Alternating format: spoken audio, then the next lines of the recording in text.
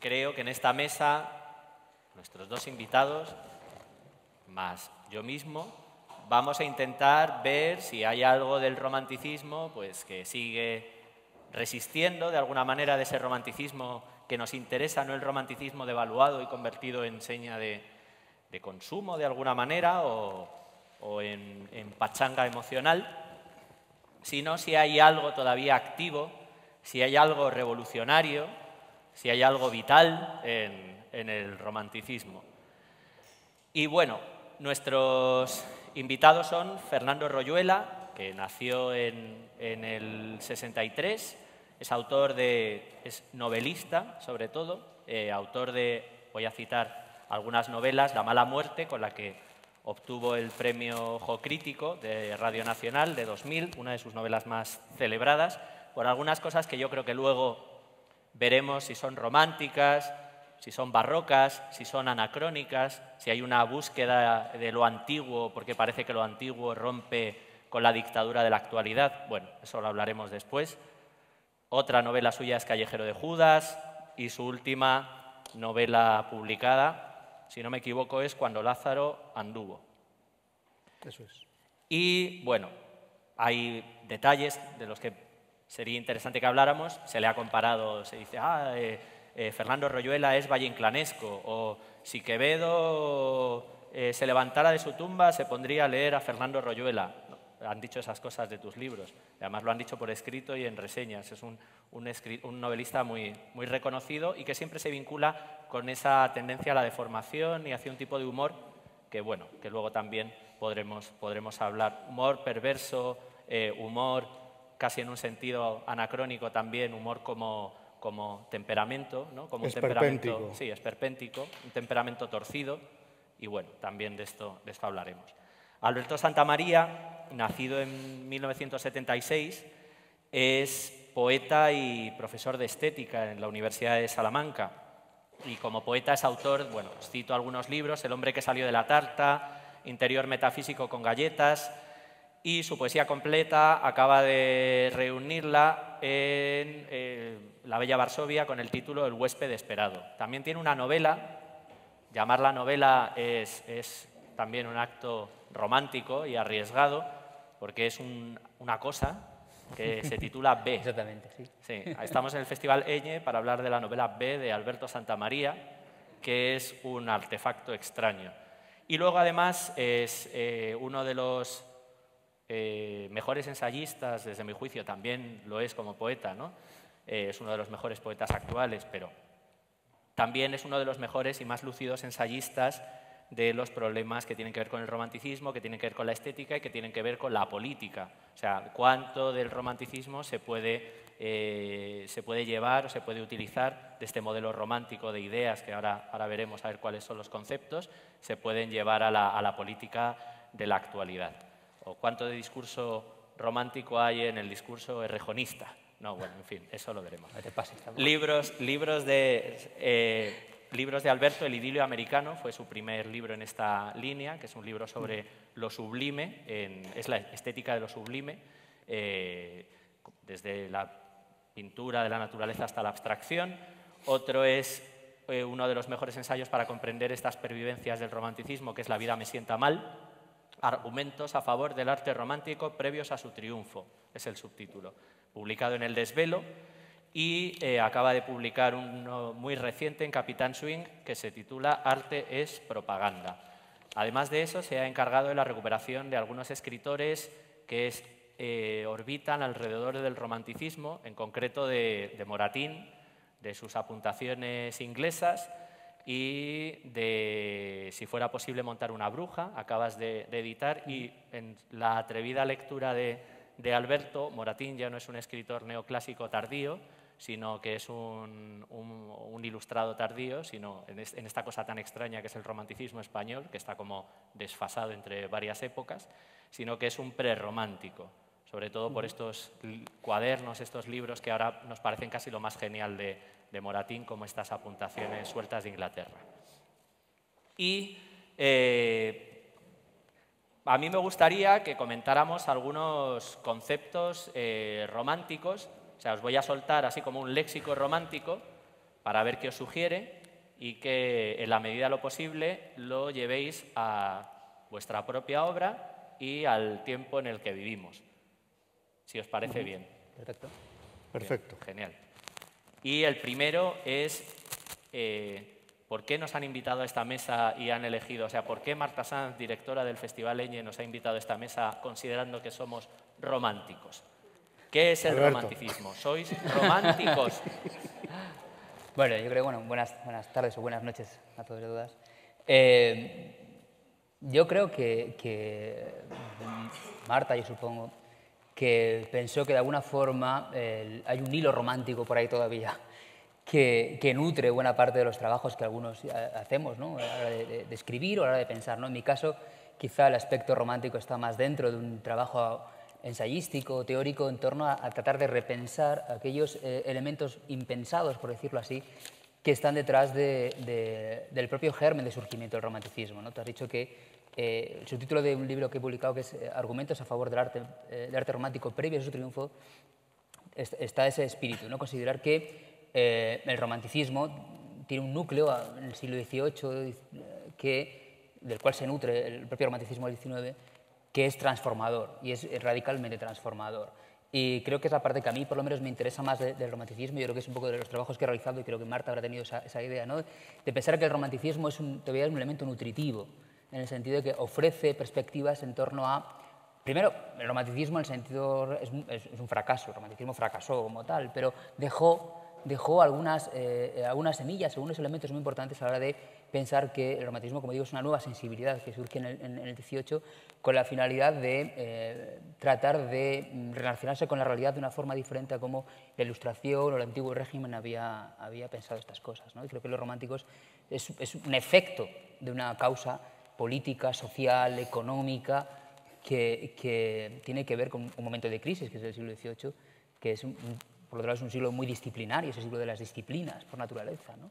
Y que el romanticismo es un momento en el cual se trata de cuestionar esos elementos normativos, ¿no? Y es un elemento que es interesante. Yo creo que ese elemento está en buena parte detrás de lo que... O sea, que te interesa sobre todo el romanticismo como fracaso de la Ilustración. O sea, es como fracaso de la Ilustración y como fracaso mismo del propio romanticismo. El romanticismo tiene varias líneas que luego podemos comentar, pero hay un romanticismo político, que tiene un elemento político que tiene que ver con una nueva subjetividad, etcétera, que es un poco lo que en buena medida fracasó y que yo creo que es el elemento que más me interesa, ¿no? Muy bien. ¿Y tú, Fernando? Bueno, buenas tardes a todos. El romanticismo está destinado a fracasar. Un movimiento que tiende a lo absoluto no tiene otra solución que la solución final, que es el fracaso. Yo creo que con Marta he discutido muchísimo sobre literatura y ella creo que tiene un concepto de mí como escritor romántico en el sentido contrario al suyo propio. Para Marta, escribir es una profesión como otra cualquiera, un oficio, una forma de trabajo, ¿no? En cambio, mi punto de vista es quizá más parecido al concepto romántico de creación, ¿no? No me interesa la literatura o el arte en sentido general como medio para ganarme la vida, sino como búsqueda de algo que está más allá de la evidencia y que puede servir para interpretar la realidad. Desde ese punto de vista, el romanticismo, el concepto individual y subjetivo que el romanticismo confiere al artista, al escritor, al pintor, al músico, pues yo creo que está en el principio siempre de cualquier persona que se plantea escribir su primer poema, su primer relato. El poeta romántico, el artista romántico busca una comunicación entre lo metafísico y la realidad. El autor romántico se siente una especie de taumaturgo que tiene que comunicar algo que está más allá de la presencia física, con algo que está más acá en la realidad del mundo. En ese sentido, el romanticismo parte de un pensamiento platónico, evidente, y juega al idealismo, a la metafísica, y dentro ya de esa metafísica pues, hay modalidades de romanticismo que tienden a la divinidad, al concepto de Dios, Y hay otras modalidades de romanticismo que tienden a lo que es la naturaleza, una forma de entender la metafísica más panteísta, ¿no? Si me permite la expresión. Yo creo que desde ese punto de vista, desde esa forma de abordar el arte, de abordar la creación no como búsqueda emocional, es por lo que sospecho que Marta me ha invitado a esta ponencia. Tiene gracia porque realmente eres muy romántico. O sea, hay que tener en cuenta, o sea, varias cosas. Dices que el romanticismo apunta a lo absoluto, pero apunta de una manera, y que es platónico en cierto sentido, pero apunta de una manera distinta a cómo sería, a lo que sería, por ejemplo, el mundo antes del romanticismo. O sea, el mundo cuando existía el mundo encantado, ¿no? Se habla del desencanto del mundo, del desencantamiento del mundo. Es otro de los clichés románticos, el desengaño. Y uno de esos primeros desengaños es, como decías tú, Alberto, podría ser el desengaño del contrato social, ¿no? Fracasa el contrato social, fracasa la idea de lo público, fracasa la idea de que hay que sacrificar todas las cuestiones íntimas, de alguna manera, las pasiones, se diría en esa época, para el bien, fomentar el bien de la sociedad. Eso no se lleva a cabo, hay bolsas de pobreza, gente como Larra posteriormente, pero bueno, Larra es un romántico, pero a la vez tiene un proyecto ilustrado, porque el romanticismo en España es extraño, diría que no se puede ser ilustrado porque no llega al amparo de la ley donde llega la justicia, ¿no? De alguna manera, donde llega la justicia no llega al amparo de la ley. Pero esta especie de búsqueda del absoluto y de transformación social tiene un elemento en el romanticismo que es paradójico. O sea, el romanticismo no cree en el absoluto, sino, creo yo, anhela, aspira al absoluto y se comporta como si el absoluto existiera.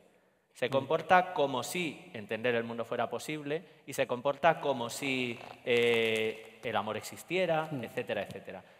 Y eso es lo que creo que podría definir uno de los conceptos básicos del romanticismo, que es la ironía. Bueno, por eso fracasa, evidentemente. Claro, es muy consciente de su fracaso desde el principio. Intentar combinar lo apolíneo y lo dionisíaco es imposible, ¿no? Y es lo que pretende hacer, en definitiva, el romanticismo. Pero la ironía, fíjate,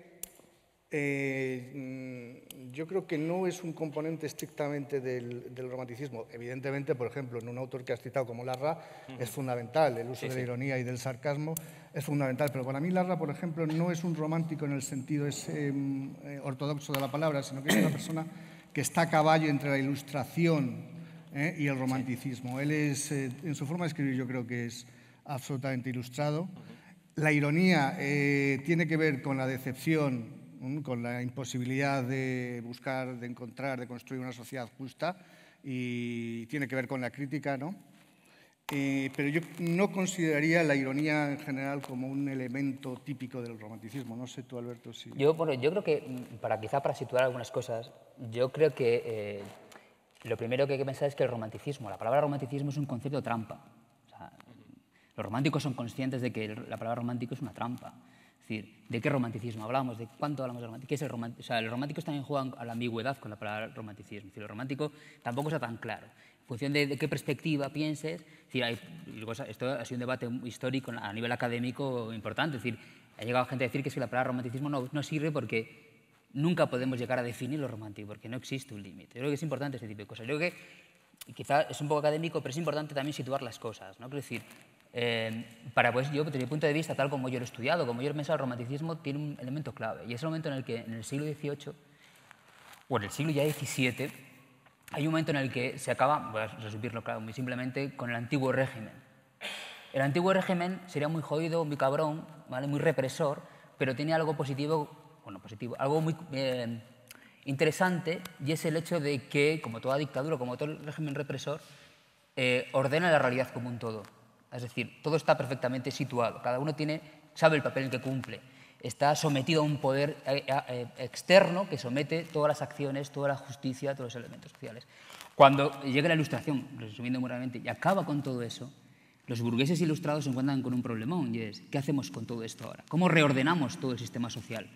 Y el hecho de que en el siglo XVIII se acabe con ese orden antiguo, el antiguo régimen, el poder religioso, absolutista, etcétera, etcétera, se acabe entre comillas, obviamente, sobre todo en el centro de Europa, tiene un elemento que es que obliga a una situación en la que todo el mundo siente, entre comillas, lo que quiere. Hay una especie de libertad absoluta, el sentimentalismo, el sentimiento. Es decir, la propia burguesía descubre que la libertad de sentimientos, la libertad sensible, que cualquiera pueda sentir como quiera, lo que quiera, etcétera, etcétera, es un problema político. Es un problema radicalmente político. Y que los sentimientos pueden generar problemas políticos a esa burguesía. Y ahí encontramos como la estética sirve para, en cierta medida, como un espacio de control. Hay, por ejemplo, hay un texto que es clave en este sentido, que es La norma del gusto de David Hume, que es, oye, cualquiera puede sentir lo que quiera, pero hay gente, burgueses, que sentimos mejor que otros.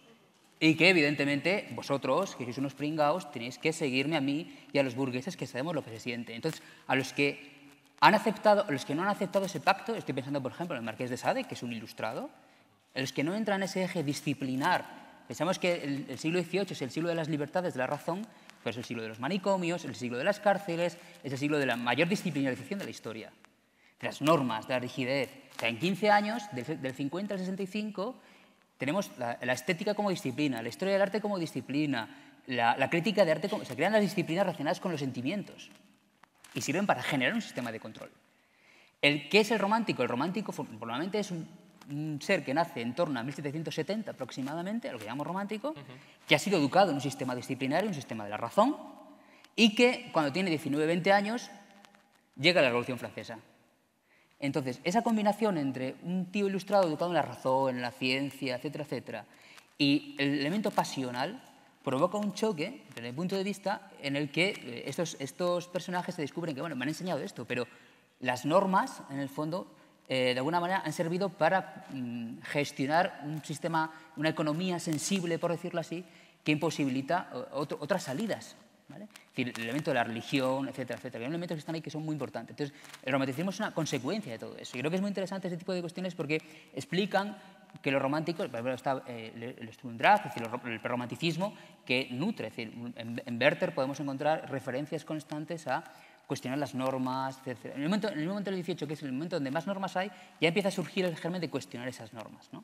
Claro, pues entonces hagamos una cosa. Vamos a pensar aquí todos que el romanticismo es una cosa que termina en 1810 y que todo lo que viene después ya es...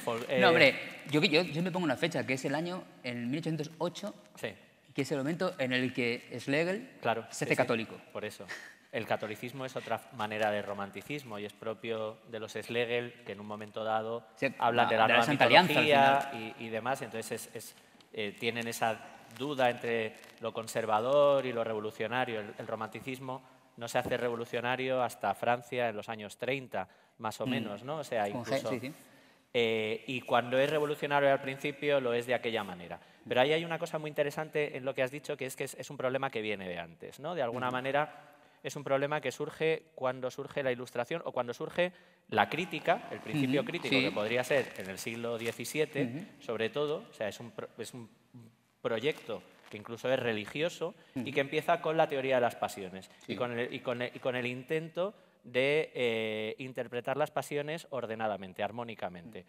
Vivimos en épocas que se construyen con metáforas o alegorías que suelen ser cerradas, como decía Nietzsche en una frase que ha tenido mucho éxito en la posmodernidad y que parece en cierto sentido una frase romántica: la realidad es un ejército de metáforas que se sustituyen unas a otras o se atacan unas a otras. Entonces pasamos de grandes construcciones históricas a grandes construcciones históricas y demás. Y siempre hay algo latente, hay resistencias, y una de las resistencias en el siglo XVIII es precisamente la de las pasiones.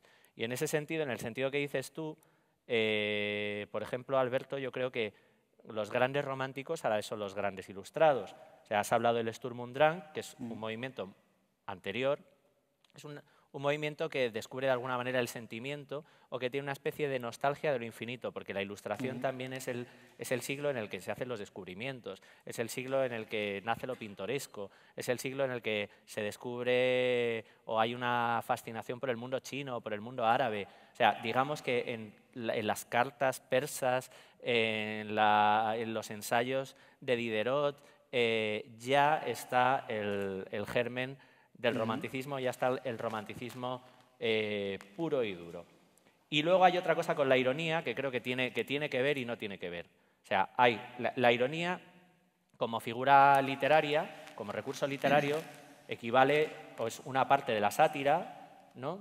También habría que entender qué es la sátira, ¿no? Y también habría que entender qué es el sarcasmo, de dónde viene el concepto sarcasmo, ¿no? Que es como rechinar con los dientes, o de dónde viene sátira, ¿no? ¿Qué tipo de humor funciona en la sátira latina, por ejemplo, que es donde se mezcla todo de alguna manera? La sátira es una especie de salchicha, si no me equivoco, así, cuando comienzan los poetas latinos a utilizar el término, o sea, es donde cabe todo, que a la vez es otro de los clichés románticos, ¿no?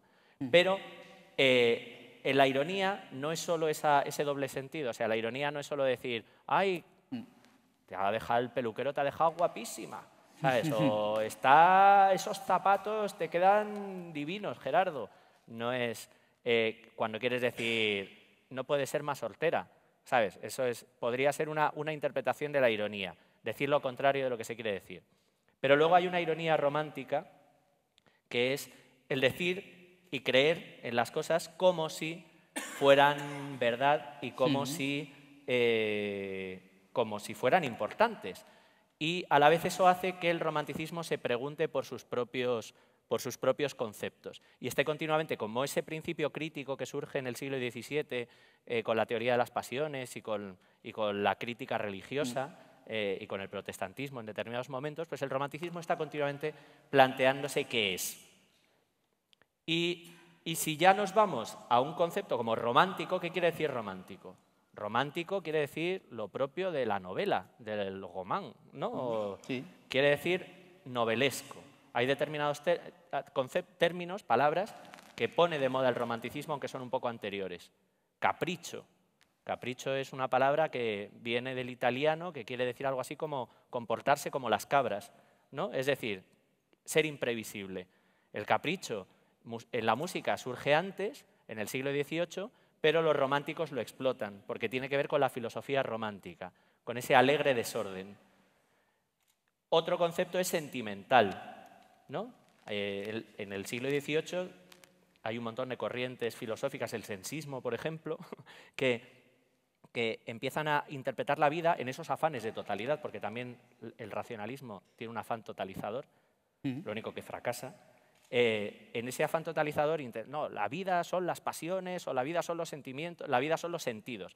Y de repente Stern, en un librito en el que hay una especie de nostalgia cercana a lo que sería el Sturm und Drang en los países germanos, pues lo titula El viaje sentimental, ¿no?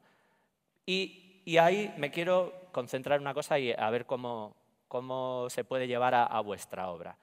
En estos conceptos, romántico, sentimental, capricho, etcétera, etcétera, pasemos al concepto novelesco, ¿no? También se pone de moda en España, claro, se pone de moda en aquella época el concepto de lo novelesco. Pero los románticos, para los románticos, los géneros no existen, vienen de la tiranía de los géneros ilustrada, vienen de la idea de que los géneros literarios son construcciones hechas ya para durar y se dedican a trastocar todo. La novela como tal todavía no existe, no hay grandes teorías de la novela. Hay novelas, pero no existe. La gran teoría de la novela empieza a construirse en esos años finales del siglo XVIII. Y aquí Schlegel, por ejemplo, que era uno de estos personajes prerrománticos o verdaderos románticos, según lo que estamos hablando, él de repente dice cosas como que la novela como género es una bazofia, que no le interesa a nadie y que las verdaderas novelas, donde está lo romántico, y lo poético, lo mezcla y todo junto, serían, por ejemplo, las confesiones de Rousseau. Él dice, las novelas de Rousseau son basura, pero en cambio sus confesiones sí que son románticas. ¿Por qué? Porque la vida en sí es una obra de ficción, la vida en sí es una construcción de arte. No sé.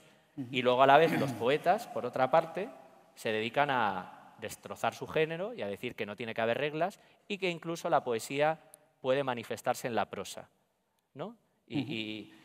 Y ahí es donde yo quiero llegar.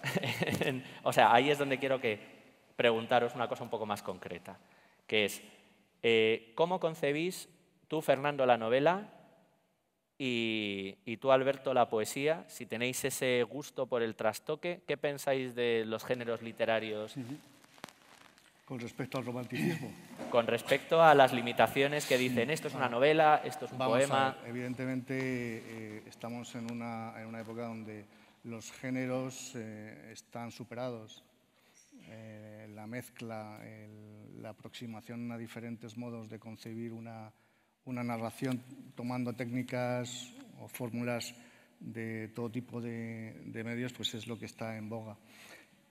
Pero volviendo al tema del romanticismo y la novela, es verdad que, bueno, como Alberto decía, hay romanticismo, muchos romanticismos. Vosotros estáis hablando de quizá de los preámbulos del romanticismo en España, como bien habéis señalado. El romanticismo es tardío. Cuando el romanticismo en el resto de Europa está agonizando, en España es cuando está llegando. El concepto de romanticismo en España lo construyen, la visión romántica de España lo construyen, para empezar, gente no española, viajeros, alemanes e ingleses, ¿no?, que les gusta venir, utilizan España como ese lugar identitario donde el pasado inexistente todavía permanece. Italia también pasa algo parecido con el Grand Tour, ¿no? Pero aquí en España son ellos los que construyen todo el imaginario romántico, el imaginario que luego los propios autores españoles lo recogen, lo reconocen como propio. Estamos hablando, pues yo qué sé, de las mujeres pasionales, de los bandoleros, los toreros, toda esa construcción identitaria, ¿no?, que luego deriva, ¿no?, a través del siglo XIX, ¿no?, incluso en conceptos políticos y en modos políticos de concebir la realidad. En ese sentido, la literatura, la forma literaria que romántica, con respecto al romanticismo español, o que construye el romanticismo español, es el libro de viajes. Es el libro de viajes y la leyenda, la historia, el relato novelado, mezclado, evidentemente, nada es puro, mezclado también con la poesía. Y luego la novela, ya entrado en el romanticismo, la novela que se hace es la novela que hizo, bueno, que pone de moda Walter Scott, que es la novela histórica. Aquí todos los grandes novelistas románticos lo más que hacen son imitaciones de Walter Scott, como El señor de Bembibre de Gil y Carrasco. Yo creo que la originalidad de la literatura romántica reside, por supuesto, en la poesía como género absoluto, también por supuesto, como he dicho antes, en el libro de viajes, en muy menor medida en la novela, y por supuesto en el periodismo, en el ejercicio del periodismo, ¿no? Y ahí, por supuesto, Larra es el que se lleva toda palma, ¿no?, y enlazando con lo que decías de ironía y sarcasmo, ¿no? Hoy en día, ¿qué queda de romántico en la literatura? Pues sería una pregunta para estar debatiéndola muchísimo tiempo, pero desde mi punto de vista queda de romántico la búsqueda de nuevas fórmulas que sirvan para construir una realidad. No me atrevo a decirte si identitaria o por lo menos una realidad que tenga que ver con nuestra realidad. Es decir, una forma que relate, una forma literaria que sepa, que pueda relatar en nuestro mundo. Ese afán, ese anhelo, esa búsqueda es lo que creo que quedaría hoy de romántico, ¿no?, en la literatura. Que sería un poco también ser consciente de alguna manera de que la novela o cualquier libro, el género no existe previamente, sino que es una necesidad que surge de la propia escritura. Claro, es evidente. Uno piensa en libros, claro, no es una novela, tampoco sé si es un poema, pero El diablo mundo de Espronceda es un libro que continuamente va cambiando de registro según las necesidades expresivas. Es un libro desfasado que en los planes de estudio se suele decir que es un fracaso. Es un libro que he leído ahora, a pesar de las partes un poco más rolletes, es una genialidad. No sé, Sí. me lo parece. Además, con muchísimo sentido del humor y con ironía, ¿no? Sí. Tiene frases geniales como, yo con erudición, ¿cuánto ¿Cuánto sabría? sabría? ¿No? Pero de esas hay Sí. miles. Y luego hay otra cosa, Fernando, que has dicho que es muy interesante, que es la idea de estar condenados a la libertad, ¿no? De alguna manera, el pensar que por desgracia, eres libre de utilizar todos los registros porque no hay una manera de hacer las cosas, sino que tienes que imponerte tus propios límites, que de alguna manera es otro de los tópicos románticos, que lo que sugiere el infinito siempre es un límite. Pienso en el poema este famoso de Leopardi al infinito, que justo él ve el infinito o lo intuye, no lo ve, lo intuye, siente el infinito precisamente porque hay una cerca en su jardín y esa cerca hace que la visión de alguna manera de la totalidad se desarrolle. Pero eso, Fernando, ¿tú cómo lo llevarías a tus propias obras? O sea, cuando has escrito tus novelas, de tus novelas se dice que eres barroco, que eres esperpéntico. Muchas de estas características a lo mejor no están en las novelas españolas de la época, sí en la novela esta extraña de Rosalía de Castro, ¿cómo se llamaba? El diablo de las botas azules era, el título mal, un cero. No de las botas azules, es muy interesante. Pero sí existe esta especie de despiporre formal, sí existe en la novela, por ejemplo, alemana romántica, sí existe en Jean Paul, que es un autor que tú, Alberto, has estudiado. Por ejemplo, algunos recursos que podrían ser de la novela en el barroco, que es cuando de alguna manera surge, ¿no? de ese espíritu, de esa totalidad rota del barroco. La idea del doble, la idea de los juegos de espejos, la metaficción. ¿Todo eso cómo te afecta a ti en tus Vamos novelas? a ver, es que en el fondo estamos hablando de lo mismo, estamos hablando del ser humano. En un reduccionismo comunicativo, si me permites, podría decir que la historia realmente es un movimiento, la historia de la humanidad tiene un movimiento pendular. Tiempos de gran confianza en el ser humano, tiempos de apuesta por la razón, por la sociedad, tiempos de optimismo se suceden con tiempos de pesimismo absoluto, de desconfianza, de escepticismo, de huida, ¿no? Si configuramos así la historia de la humanidad, pues puedes encontrarte que evidentemente el barroco tiene muchas concomitancias, tiene mucho que ver con el romanticismo. Por lo tanto, textos barrocos pueden ser considerados románticos o fueron considerados por los románticos como instrumentos, ¿no?, para hacer su propia obra. Desde el punto de vista de la historia de la literatura, puedes encontrar esos préstamos, ¿no?, en un concepto literario concreto y en otro, ¿no? En definitiva, lo irracional, la apuesta por lo irracional te lleva a determinado tipo de literatura, te puede llevar a determinado tipo de literatura, y la apuesta por lo racional, la confianza, el optimismo, todo eso, te lleva a otro tipo de literatura, más, bueno, de otra forma, más medida, más estabulada. En cambio, el romanticismo, igual que el barroco, son tiempos para la crítica, para el pesimismo, ¿no?, son tiempos para la desconfianza y tiempos para la huida, ¿no? Si seguimos avanzando en la historia, pues podemos llegar al 98, que son tiempos, bueno, el 98 y todo lo que es la generación del 98, Valle Inclán,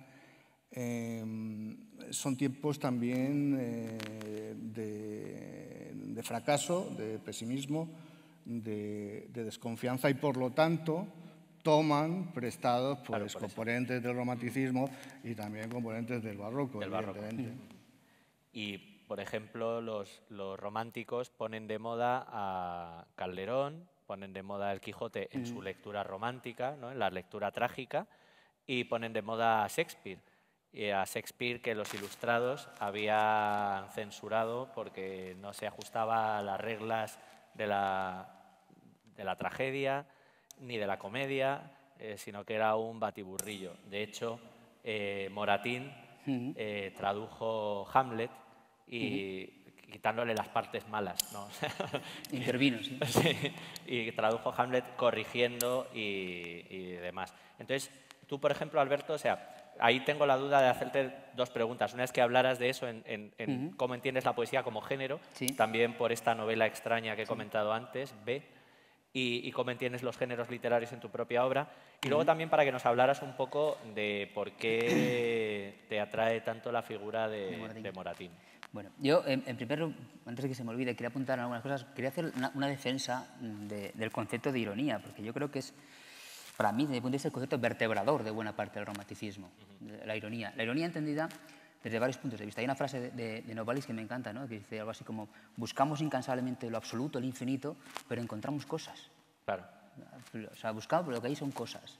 Y detrás de eso está buena parte del eje del romanticismo, que es tratar, por eso decía Proust, decía que los mejores que ha leído la literatura son los románticos, porque lo que hacen es leer la literatura fuera de jerarquías, fuera de elementos normativos, fuera de elementos tradicionales incluso, y tratar de rebuscar en el pasado, tratar de rebuscar los elementos, los pliegues, hallar elementos nuevos y traerlos al presente, ¿no? Jugar entre el presente y el pasado es un elemento fundamental de las lecturas que hacen los románticos del pasado. Está Tieck y un montón de románticos que van al pasado para reencantar el pasado, traer leyendas medievales y traerlos un poco a su territorio, ¿no? Jugar en su terreno. Como lo decías tú de Calderón o de Tercero, jugar con ellos y reinventárselos. Realmente la ironía consiste en penetrar en las cosas y reinventarlas, ¿no? Hay un elemento de Novalis que es romantizar. Romantizar es coger las cosas y reencantarlas, reinventarlas, ¿no? Y ese es el núcleo de la ironía. Al mismo tiempo, también quería decir, el tema de lo novelesco, de la novela, de los géneros literarios es fundamental también. Porque los románticos, se contaba antes, que son los primeros en cuestionar lo disciplinar, los primeros en cuestionar el espíritu... Es decir, el hecho de que los ilustrados van de guays, por decirlo así, van de modernos, pero al mismo tiempo son brutalmente disciplinarios. Y con el tema de los géneros lo eran también. Y de alguna forma los románticos cuestionan los géneros literarios. Están Wordsworth, están las obras líricas, están la idea de acabar con los géneros literarios, la idea de que los géneros literarios deben estar cuestionados desde su propio sentido. Y esto Schlegel lo hace muy bien. Claro. Pero tenemos que pensar varias cosas que tenía que notar, es que es importante, para poder situar quizá, porque estamos hablando quizá abstractamente, numéricamente, ¿no? Entre 1750 y 1800 se duplica, sobre todo en Alemania, el número de personas que saben leer. Eso es muy importante para entender también el romanticismo. El 25 y el 40% de la población es susceptible de ser lector del romanticismo. Hay un cambio en la sociedad real. Cambian los hábitos de lectura, por ejemplo, se empieza a leer en solitario. O sea, cogerse un libro y leerse. Eso no existía hasta entonces. Lo normal era leer el mismo libro muchas veces a la gente. O sea, la lectura solitaria... Dicho de otra forma, se inventa la literatura. La literatura no existía como tal. La literatura era una forma de saber, no era un hacer. Era una forma de saber. Entonces la literatura... O sea, hay una serie de elementos que están detrás del romanticismo que hacen que cuestionen esos géneros literarios, ¿no? Por ejemplo, el tema de la novedad, la idea de que ya no se lee el mismo libro muchas veces, sino que se exigen libros nuevos para el público, leer. Pensad que entre 1790 y 1800 solo en Alemania se publican 2.500 novelas. Lo mismo que se habían publicado en los 90 años anteriores. Es decir, son cifras que son claves para entender que algo estaba pasando ahí, ¿no? De hecho, hay un texto maravilloso de Schlegel. Está entrando, ese es Schlegel que entra por ahí. Ese es Schlegel. La ironía ahí. Schlegel, en 1797, tiene un texto diciendo, igual no suena hoy, diciendo, es que se publican demasiadas novelas. ¿Vale? Hay demasiadas novelas, ya no hay tiempo para leer, decía Schlegel en 1797. Y recuerdo un texto maravilloso que conocéis, que es el Maestrillo Budawental de Jean Paul, que es un texto maravilloso para entender estos problemas. Al Maestrillo Budawental, es un libro maravilloso de Jean Paul, es un tío al que le llegan todas las semanas o todos los meses el catálogo de novedades de libros que se publican. Como no tiene pasta para comprarse esos libros, se los inventa. Y entonces escribe la crítica de la razón pura, escribe los libros de Goethe, se los escribe y se hace su propia biblioteca. Cuando tiene dinero para comprárselos, duda de cuál es el original y cuál es el verdadero, ¿no? Dice, por ejemplo, si queréis saber lo que cenó tal día el maestrillo Budawental, ir al párrafo tal de la crítica de la razón pura y encontraréis lo que cenó aquel día, ¿no? Es decir, había tal saturación de ese concepto de la novela, del libro, incluso hay una frase de Tieck que es «estamos hechos de literatura», ¿no? Y había la idea de que había una saturación. Entonces los románticos generan eso también y cuestionan todo eso. Es el doble elemento, ¿no? Entre el elemento de producir, hay un elemento muy interesante tal.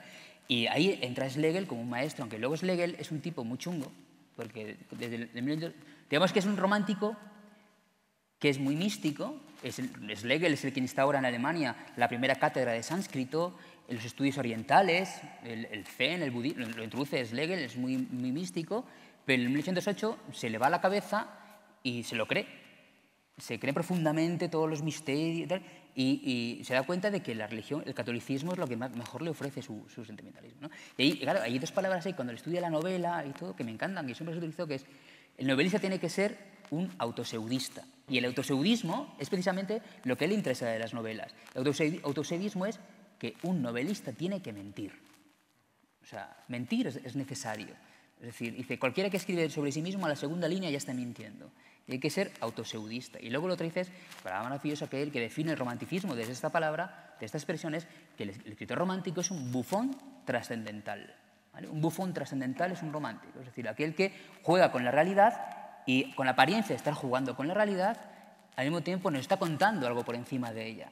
Nos está, digamos, la está metiendo doblada, por decirlo así, ¿no? Está inoculando un virus, por decirlo. Y ese elemento es muy importante del romanticismo, el que tratan de variar el sentimentalismo. En cierto sentido, y leyendo a Schlegel uno es muy consciente de eso, el romanticismo se puede ver como una posmodernidad con visión de futuro, ¿no? Es como una posmodernidad optimista, y la posmodernidad sería un romanticismo con sentimiento de finitud, ¿no? O de final de la historia. El romanticismo sería trágico, o sea, la historia se repite primero como tragedia, después como farsa, ¿no? Es la cita esta típica de Marx que se repite y que viene muy bien en estas charlas. Pues parecerían como dos movimientos del mismo salto. A la vez, está muy bien todas las puntualizaciones que haces, porque también es la época de la Revolución Industrial, también es la época en la que el progreso se deshumaniza y es la época en la que la mujer accede al espacio público. Es la época en la que las mujeres empiezan a aparecer en la calle, no solo las marquesas en sus salones, digamos que ya incluso la manera de relacionarse es diferente. Y de hecho es la época que pone de moda todos estos clichés de lo íntimo, en los que en esta dialéctica un poco, o más que dialéctica, en esta lógica antitética binaria, ¿no? Suele decir, ¿no? Lo público es lo masculino, lo íntimo es lo femenino, entonces nosotros románticos defendemos lo femenino entendido como una gran abstracción, según una visión que no deja de ser machista, ¿no? Pero bueno, a la vez es el momento en el que la mujer, por ejemplo, accede a la sociedad y en la que los lectores son sobre todo, o empiezan a ser sobre todo lectoras, aunque es más en el siglo XIX cuando se desarrolla, pero ya empieza digamos ahí. No sé, no tenemos mucho tiempo y me gustaría que preguntarais vosotros, pero bueno, como creo que quedan 10 minutos porque hemos empezado tarde, no sé si quedan 10 minutos, esperemos que sí, o 5 minutos, yo solo quería dar un salto, este salto como del romanticismo a la posmodernidad y también guiados un poco por Schlegel. Schlegel, uno de los temas que defiende, además de la ironía, es el de la nueva mitología, ¿no? Ellos creen que hay que crear una nueva mitología y según esa nueva mitología, esas nuevas creencias, es lógico que se hiciera católico. Y es lógico el catolicismo de Schlegel porque es un catolicismo anacrónico, intempestivo. Es un romanticismo que choca con las concepciones racionales, entre comillas, de su tiempo. No deja de ser político porque tiene que ver con el regreso de la reacción de alguna manera a Europa, ¿no? Con la vuelta de las monarquías, pero a la vez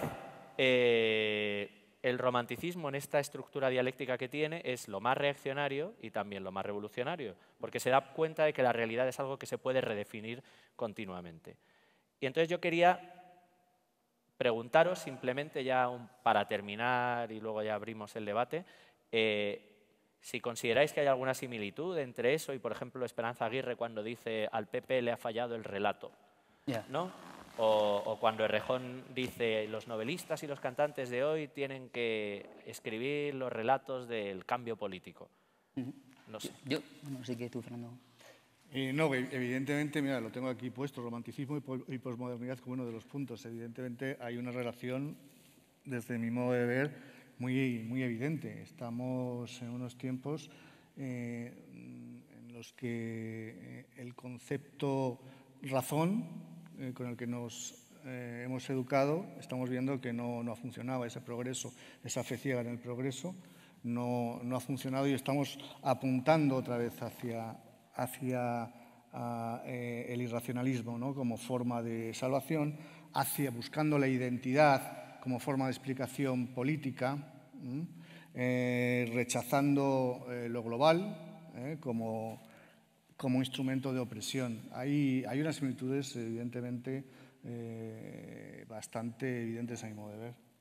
Yo creo que sí, hay varias, ¿no? Yo creo que con el tema de posmodernidad no lo tengo tan claro, porque depende de qué posmodernidad. Claro, sí, sí. Yo no tengo tan claro porque una cosa que tenían los románticos es que carecían de cinismo en ese sentido. Es decir, bueno, no carecían de cinismo, sino que los románticos se lo creían. Sí, sí, claro.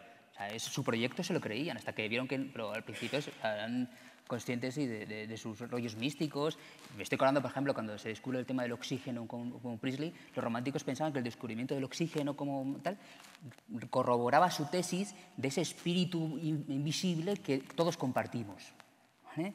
Entonces, la ciencia, o cuando Novalis estudia geología y piensa que hay un espíritu en las piedras. Él es ingeniero de minas, Novalis. Era un ingeniero de minas que creía en el espíritu de las piedras. Que ellos, había una cosa que se lo creían realmente, ese elemento espiritual, lo tenían muy claro, ¿no? Con el presente hay un elemento muy claro, y yo tengo clarísimo. Hay un elemento que los románticos luchan contra la forma en la que los ilustrados capitalistas, burgueses, tratan de dominar los sentimientos, tratan de ordenar los sentimientos.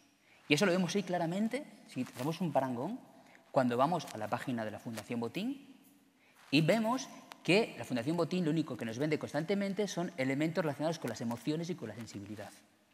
No hay banco que no tenga su tema de los afectos, las emociones, para controlar precisamente y generar un concepto de emoción vacío políticamente.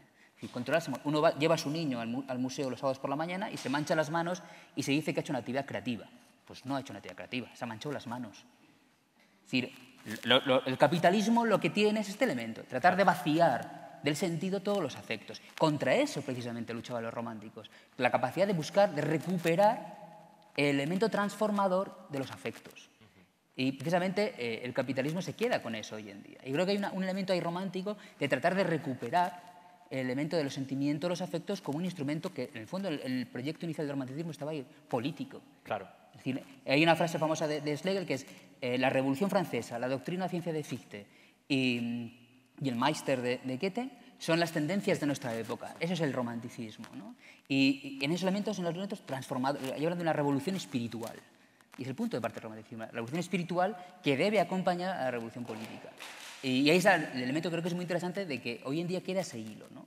Claro, y luego no va a dar tiempo, claro, no da tiempo a hablar de todos estos temas porque, entre otras cosas, el romanticismo de alguna manera se inventa, o esto que luego germina en el romanticismo, se inventa la idea de pueblo, se inventa la idea de nación, se inventa el concepto de historia, como el elemento fundamental del nacionalismo alemán.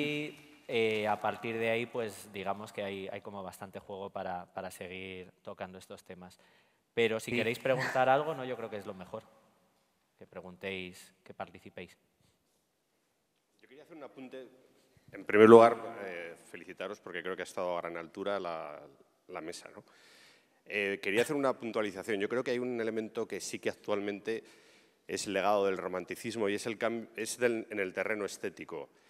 Yo creo que se produjo un cambio revolucionario que está muy bien representado en dos anécdotas. Una, cuando Lord Byron atravesaba Suiza y se produce una luz, entonces él se baja de la diligencia, bueno, hace parar, la diligencia se para, se baja y entonces exclama, esto es bello, ¿no? La introducción de lo que luego Freud y otros llaman el Anheiling, ¿no? Lo no familiar, lo insondable, lo siniestro en definitiva, se iba a decir. Yo creo que eso es un tema fundamental que rompe con una tradición que viene de los griegos. O sea, los griegos tienen una estética basada en el logos, que se manifiesta luego en la armonía y, en cierto modo, en una modulación y en unos elementos perfectamente racionalizados. Eso se recupera en el Renacimiento, incluso en el Barroco se establece académicamente a través de las academias, y eso va a seguir incluso en el XVIII con esa lógica disciplinaria que habéis llevado.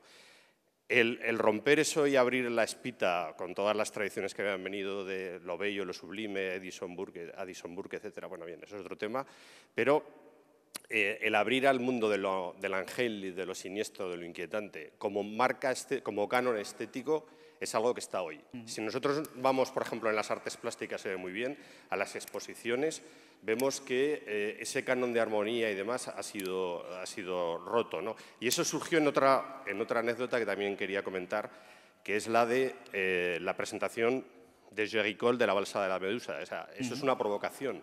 Cuando Géricault presenta la Balsa de la Medusa está elevando la categoría del canibalismo a arte, a un aspecto que, desde el punto de vista de los salones bien pensantes burgueses, era un auténtico escándalo, ¿no? ¿Cómo iba a ser algo que era desagradable, inquietante, siniestro, de nuevo, iba a ser algo concebido como canon de belleza, ¿no? Entonces yo creo que la sensibilidad posmoderna contemporánea es mucho más próxima al romanticismo, y ese es el legado y ese es el triunfo del romanticismo. Y pasa en todos los ámbitos. Vamos a ver en Londres exposiciones sobre cadáveres, sobre cosas absolutamente inquietantes. Las series de televisión. ¿Conocéis alguna serie de televisión donde haya un tío que sea guay, maravilloso, que tenga una familia perfecta y demás? Incluso el realismo que viene después se va a cebar en la lógica, podemos decir, del naturalismo en los aspectos inquietantes y siniestros, ¿no? Yo creo que ese es el gran triunfo del romanticismo, y en ese sentido yo me considero hijo del romanticismo como tipo del XXI, ¿no? Bueno, claro, yo creo que todos venimos del mismo salto. A lo mejor estamos cayendo, pero vivimos en el mismo salto. Incluso la idea del artista romántico, muy devaluada, incluso como el artista marca de hoy en día sigue utilizando los eslogans del artista romántico.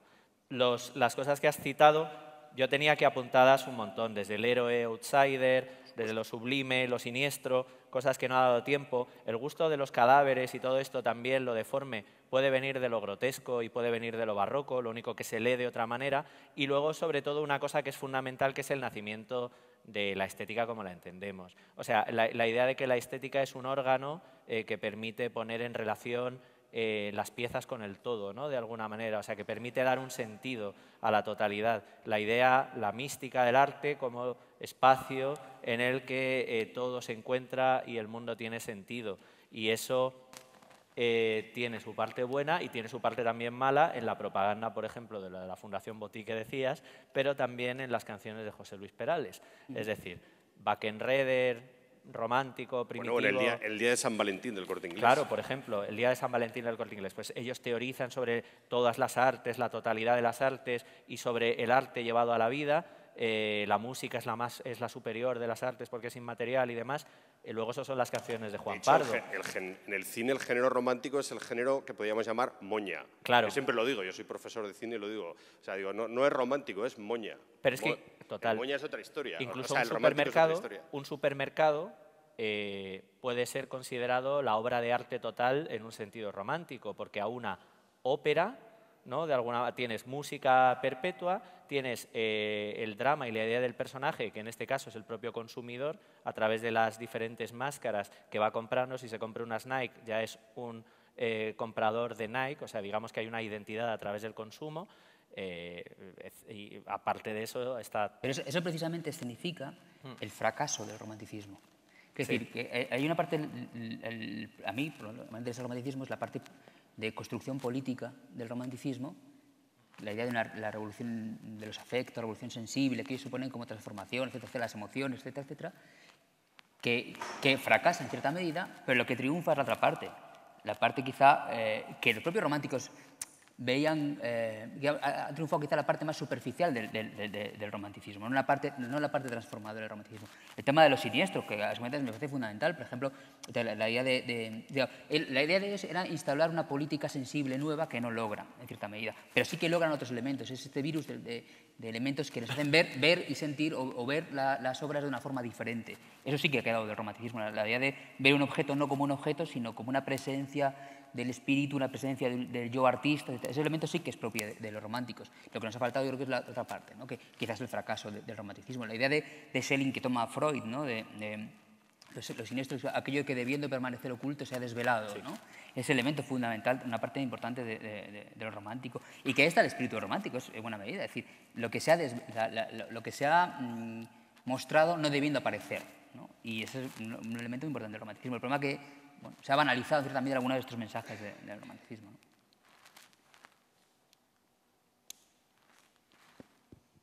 ¿Más preguntas? Estáis a tiempo.